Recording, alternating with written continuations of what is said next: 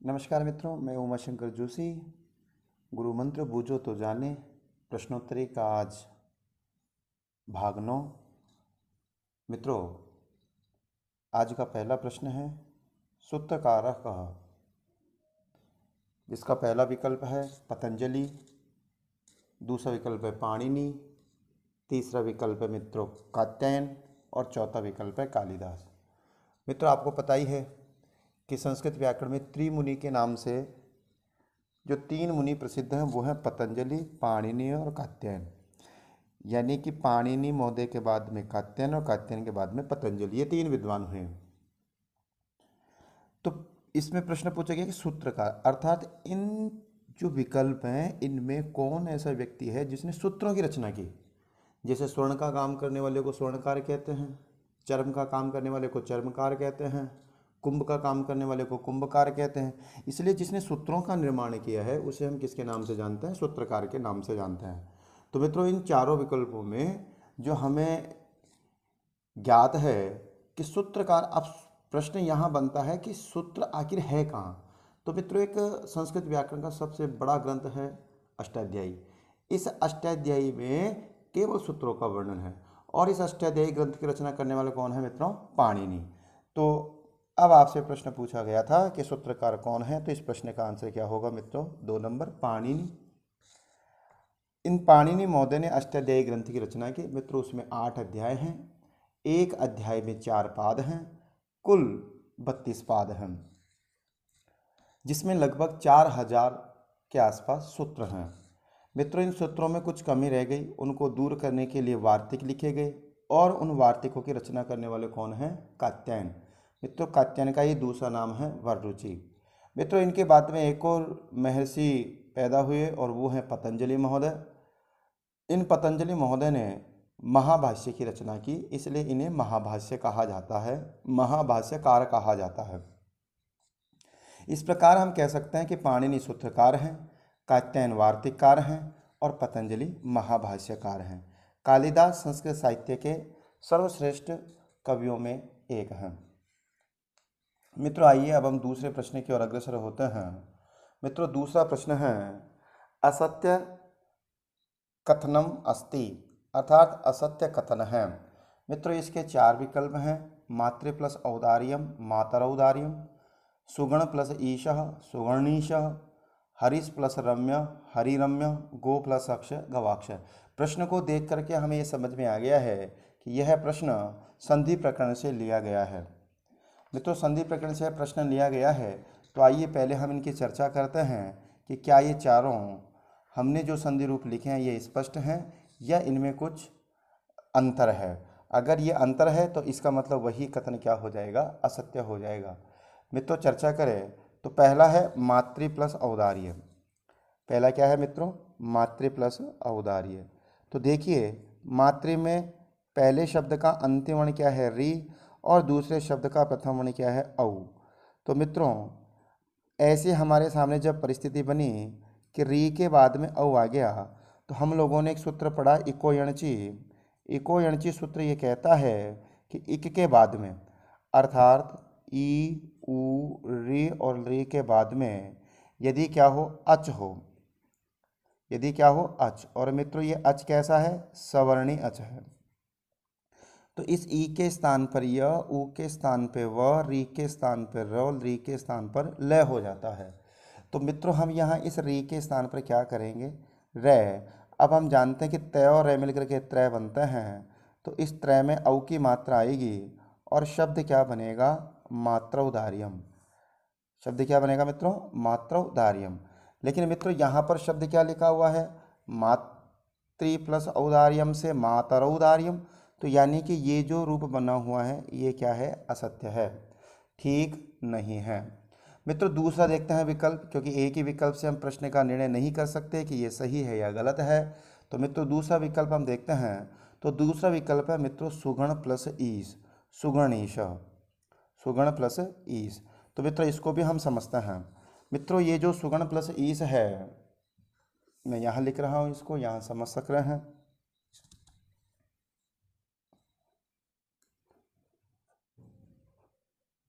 सुगण धन ईशः, मित्रों हमने यहाँ देखा कि यहाँ जो रूप बना हुआ है वो बना हुआ सुगणनीशः, यानी कि एक णय का और आगम हुआ है। मित्रों एक णय का और आगम हुआ है तो ये किस प्रकार होता है, तो एक सूत्र है गमो ह्रस्वादचि गमन नित्यम।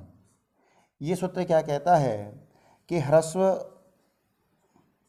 गम, मित्रों यहाँ गम क्या है, एक प्रत्याहार है, क्योंकि हम लोगों ने जो माहेश्वर सूत्र पढ़े हैं उसमें य म ग ण न म, ये पंचम वर्णों वाला एक सूत्र है। अब इसमें हमने देखा कि यहाँ गे से शुरू करना और मैं तक, तो कितने वर्ण आ रहे में, तो तीन, एक ज्ञ, एक ण और एक न, यानी कि ज्ञ ण और न, इन तीन वर्ण। तो यानी कि इससे पहले क्या हो, ह्रस्व स्वर, और इनके बाद में भी क्या हो, अच हो, क्या हो मित्रों, स्वर हो, यानी अच यानी स्वर हो। तो क्या होता है, गमुण, यानी कि गम प्लस उण। तो यहाँ हम देखते हैं, तो यहाँ उण से तात्पर्य तीनों के साथ अन्वय किया जाता है, तो ग ण न, इन तीनों को क्या हो जाता है मित्रों, आगम हो जाता है। क्या हो जाता है मित्रों, आगम। यानी कि यदि गे के बाद में स्वर है और इससे पहले ह्रस्व स्वर है तो इन दोनों के बीच में एक और गे आ जाएगा, इन दोनों के बीच में यदि ण है तो एक और ण आ जाएगा, और यदि न है तो एक और न आ जाएगा। तो हमने देखा कि यहाँ ण के बाद में, न के बाद में स्वर था ई और ण से पहले क्या था, ए, यानी कि स्थिति ये थी सु ग ण धन ईशः। अब यहाँ ण के बाद में क्या है मित्रों, स्वर है, तो ये स्वर है, और ण से पहले ह्रस्व स्वर है तो ये ह्रस्व स्वर है। तो इन दोनों के बीच में, यानी कि सु ग ण और इस ई के बीच में एक और ण का आगम हो जाएगा, और जब हम इसको मिलाएंगे तो रूप क्या बनेगा, सुगणनीश। इसका एक उदाहरण और बता देता हूँ मैं आप लोगों को, जो बहुत फेमस उदाहरण है, तस्मिन प्लस अपि। तो मित्रों जब तस्मिन प्लस अपि कोई संधि विच्छेद है तो देखिए न के बाद में क्या है, स्वर है, और न से पहले ह्रस्व स्वर है ई, तो जब हम इसको मिलाएंगे तो रूप क्या बनेगा मित्रों, तस्मिन अपि, यानी कि आपको कितने न दिखाई देने लगेंगे, दो न दिखाई देने लगेंगे। तो आशा आपको समझ में आ गया होगा। तो हमारा ये जो दूसरा प्रश्न है, यानी कि सुगण प्लस ईशः तो सुगणनीशः, तो हम कह सकते हैं कि ये जो सुगणनीश है ये बिल्कुल क्या है, सही है। मित्रों तीसरा विकल्प है हरीश प्लस रम्य।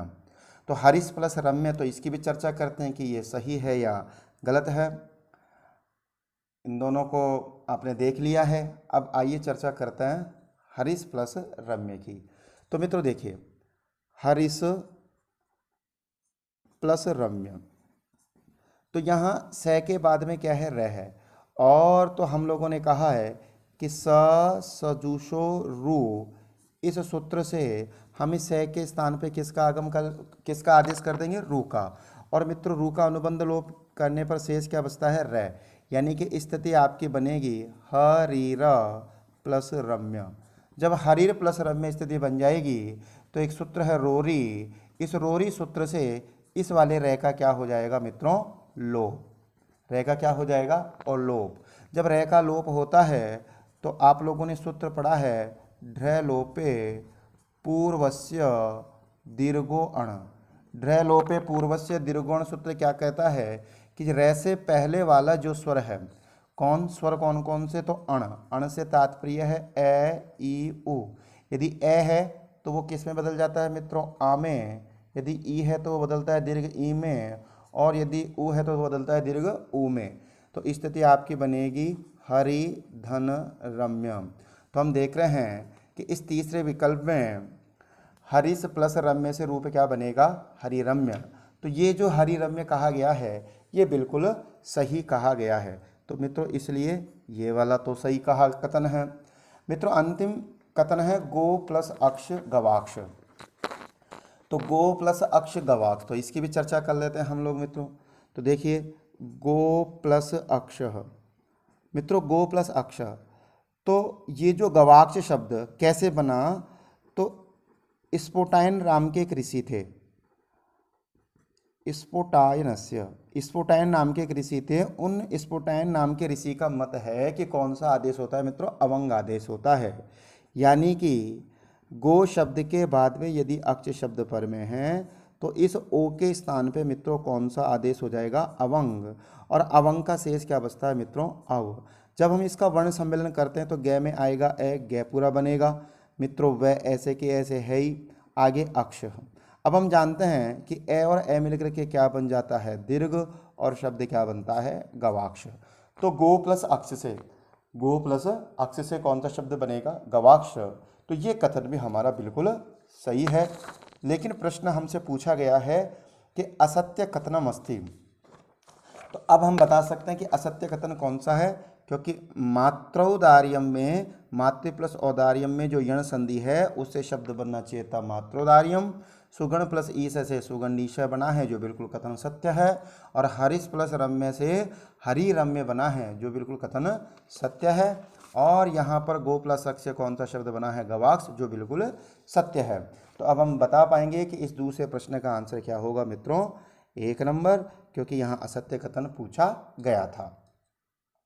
मित्रों इसके बाद में अब हमारा तीसरा प्रश्न है कि स्वराज्यम का संधि विच्छेद बताइए। यानी कि यहाँ ये जो प्रदर्शित किए गए हैं चिन्ह, इससे ऐसा प्रतीत हो रहा है कि यहाँ पर क्या पूछा गया है, संधि विच्छेद। तो मित्रों जब हम संधि विच्छेद की बात करते हैं तो पहला विकल्प हम पढ़ते हैं, तो पहला विकल्प है हमारे पास में सु प्लस राज्यम, दूसरा विकल्प है स्वर प्लस राज्यम, तीसरा विकल्प है सौ प्लस राज्यम, चौथा विकल्प है स्व प्लस राज्यम। तो मित्रों अब यहाँ पर आप ध्यान से देखिए कि यहाँ आपको क्या दिखाई दे रहा है, स्व, स्व दिखाई दे रहा है। तो सु प्लस राज्यम से तो सुराज्यम बनेगा मित्रों। सु प्लस राज्यम से कौन सा शब्द बनता है, सुराज्यम। स्वर प्लस राज्यम, सौ प्लस राज्यम में आयाती कार्य करते हैं तो सावराज्यम बनता है। तो मित्रों ये भी नहीं बन रहा है, ये भी नहीं बन रहा है। और स्वराज्यम से तो स्वराज्यम शब्द बनता है, ये भी नहीं बन रहा है। तो क्या बन रहा है मित्रों, 2 नंबर स्वर धन राज्यम। अब आपके सामने फिर प्रश्न खड़ा हो गया कि स्वर प्लस राज्यम कैसे बन गया। तो मित्रों देखो, अभी आपने एक हरि रम्य वाला उदाहरण पढ़ा था, हरि रम्य वाला जब आपने उदाहरण पढ़ा, तो जरा इसको भी समझ लेते हैं। क्योंकि मित्रों स्वर क्या है, यही समझ लेते हैं। मित्रों स्वर क्या है, स्वर एक अव्यय है और राज्यम शब्द है।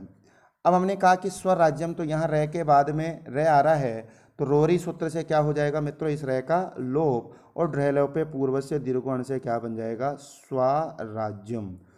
तो स्वराज्यम का संधि विच्छेद क्या होगा, स्वर धन राज्यम।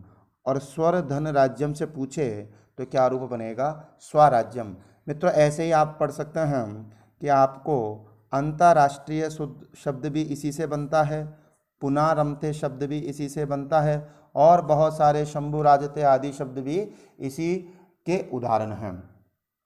तो आप चाहे तो इसका स्क्रीनशॉट ले सकते हैं, जिससे आपके पास ये सुरक्षित रहे, वरना आप अपने नोट्स बना करके इन सूत्रों को लिख भी सकते हैं। मित्रों आइए अब अगले प्रश्न की ओर चर्चा करें। मित्रों आज का अपना जो चौथा प्रश्न है वो है आपके सामने कि गो अग्रम। कौन सा प्रश्न है मित्रों, कि गो अग्रम। तो गो अग्रम पूछा गया है कि गो अग्रम से संधि रूप क्या क्या बनेंगे। तो मित्रों पहला विकल्प है गवाग्रम, दूसरा विकल्प है गोअग्रम, तीसरा विकल्प है गोअग्रम, चौथा विकल्प है सर्वे। तो आइए चर्चा करते हैं कि आखिर इस गो अग्रम से कौन कौन से रूप बनते हैं। संस्कृत व्याकरण का बहुत फेमस उदाहरण है मित्रों, गो प्लस अग्रम। हमारे पास में एक संधि विच्छेद है। तो देखिए गो प्लस अग्रम से सबसे पहले ये रूप बनता है गवाग्रम। गवाग्रम कैसे बनता है मित्रों, तो हम कहते हैं कि इसमें अवंग आदेश हुआ है। कौन सा आदेश हुआ है मित्रों, अवंग आदेश। अवंग आदेश हुआ है, अर्थात इस गो शब्द के ओ स्वर के स्थान पर हम कौन सा आदेश कर लेंगे, अवंग। और अवंग का शेष क्या बचता है, अव। स्थिति बनेगी आपकी गव प्लस अग्रम।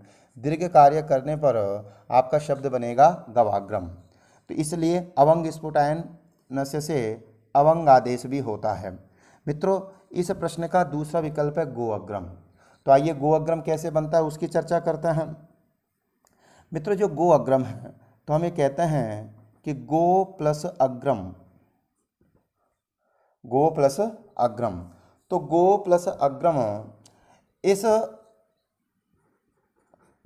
सर्वत्र विभाषा गो, सर्वत्र विभाषा गो, यानी कि जो गो शब्द है, ये जो गो शब्द है तो सर्वत्र यानी सभी जगह, सभी जगह से तात्पर्य यहाँ पर लोक में या फिर वेद में, यानी लौकिक संस्कृत की बात कहो चाहे वैदिक संस्कृत की बात कहो। विभाषा का मतलब होता है मित्रों विकल्प से, यानी कि कार्य का एक बार होना और एक बार नहीं होना। तो ये कहता है कि गो शब्द के साथ एंगत्व अग्रम शब्द है, यानी गो शब्द जो एंगत्व का भाव लिए हुए है, तो एंग पदांता दति, इस सूत्र से यहाँ पर आपको क्या हो प्राप्त हो रहा था, पूर्व रूप प्राप्त हो रहा था।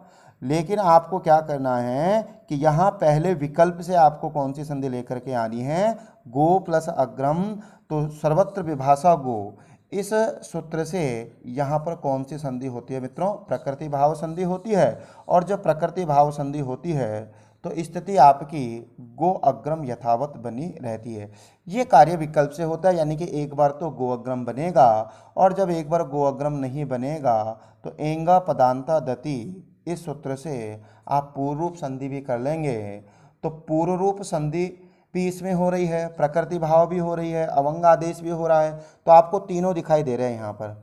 ये मित्रों अवंगादेश का उदाहरण है, ये मित्रों पूर्व रूप का उदाहरण है, और ये मित्रों प्रकृति भाव का उदाहरण है। तो हम ये कह सकते हैं कि गो प्लस अग्रम से संस्कृत व्याकरण में कितने रूप बनाए हैं, ये तीनों रूप बनाए हैं। इसलिए इस प्रश्न का आंसर क्या होगा मित्रों, 4 नंबर सर्वे।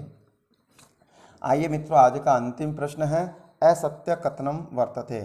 असत्य कथनम वर्तते, तो यहाँ भी हमको ये बता देना है कि इन सब में असत्य कथन कौन सा है। तो आइए अब इस असत्य कथन की हम लोग चर्चा करते हैं कि इसमें असत्य कथन कौन सा है। पहला है हरिरम्य। मित्रों ये जो हरिरम्य है, तो हम ये कह रहे हैं कि मोनुस्वार, यानी कि अब प्रश्न ये पूछ रहा है कि ये जो संधि रूप बना हुआ है, क्या ये संधि रूप बनाने वाले जो नियम हैं वो उनके सामने जो अंकित हैं वो सत्य हैं या असत्य हैं, ये पूछना चाह रहा है। तो मित्रों हरिम रम्य, तो सूत्र क्या है, मोनुस्वार है। तो मोनुस्वार सूत्र क्या कहता है कि पदांत में के स्थान पर क्या होता है, अनुस्वार होता है। तो आइए चर्चा करते हैं। मोनुस्वार पहला सूत्र है हरिम रम्य, तो पदांत में के स्थान पे, तो मित्रों पदांत में यानी कि द्वितीय विभक्ति का एक वचन क्या बनता है, हरिम, और हरिम के बाद में क्या है, व्यंजन है। तो पदांत में होने के कारण इसके स्थान पर, हरिम के स्थान पे क्या बन जाएगा, हरिम रम्य। तो ये आपका जो कथन है ये बिल्कुल सत्य है। मित्रों दूसरा कथन है इसमें कि संषष्ठ तोषी। तो ये जो संषष्ठ है, तो सन धन षष्ठ, तोषी, तोषी सूत्र ये कहता है कि तय वर्ग के बाद में यदि मूर्धन्य शकार है तो इस तय वर्ग के स्थान पर इष्टुत्व नहीं होता है। जब इष्टुत्व नहीं होता तो स्थिति जैसी है वैसी बनी रहेगी, संषष्ठ। तो ये वाला प्रकरण भी अपना सही है, यानी कि हम ये कह सकते हैं कि हरिम रम्य भी सही है और तोषी भी सही है। मित्रों तीसरा है सज्जन। तो सज्जन, तो देखिए सद प्लस जन, सद प्लस जन, मित्रों सद प्लस जन या फिर सत प्लस जन दोनों रूप हो सकते हैं, दोनों रूप हो सकते हैं। तो अगर सत प्लस जन है तो सबसे पहले आप लोगों को चरत्व कार्य करना पड़ेगा, क्षम्यता, सबसे पहले आपको जस्त्व कार्य करना पड़ेगा। तो इस तय के स्थान पर झलाम जसो अंत्य से द लेकर के आओगे, और मित्रों जब द लेकर के आओगे तो इस्तोहो इश्चुनाश्चु, इस्तोहो इश्चुनाश्चु, इस सूत्र से आप लोग क्या कर देंगे, इस द के स्थान पर तीसरा वर्ण क्या कर देंगे, जय कर देंगे। अब आपसे मित्रों ये प्रश्न ये पूछा है कि झलाम जसो अंत्य, तो यहाँ झलाम जसो अंत्य वाला सूत्र लगा है क्या, तो झलाम जसो अंत्य थोड़ी परिवर्तन हुआ यहाँ पर तो परिवर्तन क्या हुआ है, इस्तो इश्चुनासु, अर्थात इष्टुत्व कार्य हुआ है। अगर आप यहाँ तय के स्थान पर द कर रहे हैं तो मित्रों यहाँ द जस्तु जो हुआ है वो कौन सा वर्ण हुआ है, द, तो ये पदांत जस्तु हुआ है। तो झलाम जसो अंत्य तो यहाँ पर हुआ है। यहाँ अगर आपके सामने रूप दे रखा है तो यहाँ आपको कौन सा कार्य करना पड़ेगा, स्तुत्व कार्य करना पड़ेगा, तभी आप इसमें कौन सा रूप बना सकते हो, सज्जन रूप बना सकते हो। क्योंकि स्तोष्टनाश सूत्र ये कहता है कि चाहे तय वर्ग के साथ चय वर्ग का योग हो या फिर चय वर्ग के साथ तय वर्ग का योग हो, परिवर्तन किस में होता है, तय वर्ग में होता है, और तय वर्ग के स्थान पे परिवर्तन क्या हो जाता है मित्रों, चय वर्ग।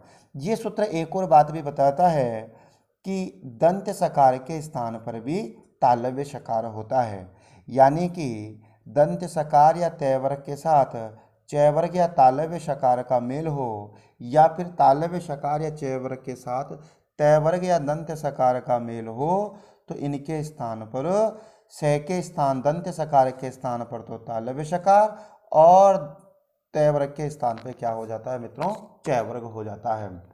तो अब हम ये कह पा रहे हैं कि यहाँ जलाम जसो अंत्य वाला जो सूत्र है वो सही प्रतीत नहीं हो रहा है, क्योंकि संधि रूप इससे नहीं बना है। मित्रों अंतिम है विद्वान लिखति।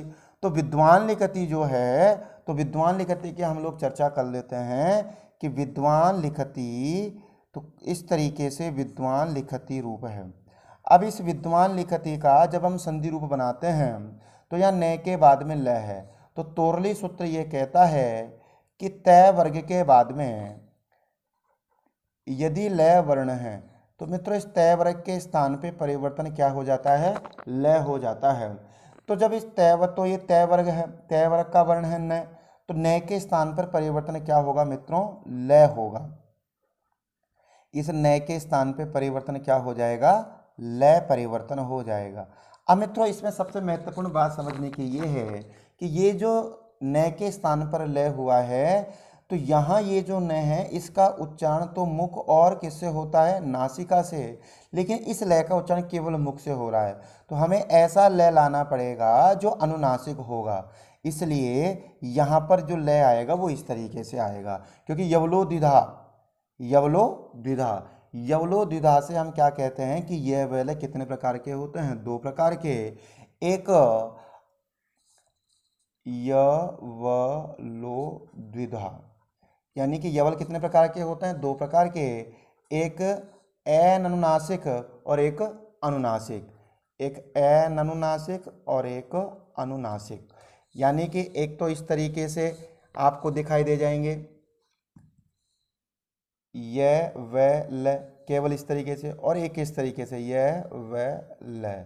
तो आपको ये जो यवल दिखाई दे रहे हैं ये अनुनासिक यवल हैं, और ये जो यवल दिखाई दे रही है अनुनासिक है। तो यहाँ पर अनुनासिक यवल आएगा। तो जब अनुनासिक यवल आएगा तो हम इसको यूँ लिख पाएंगे कि विद्वान लिखति।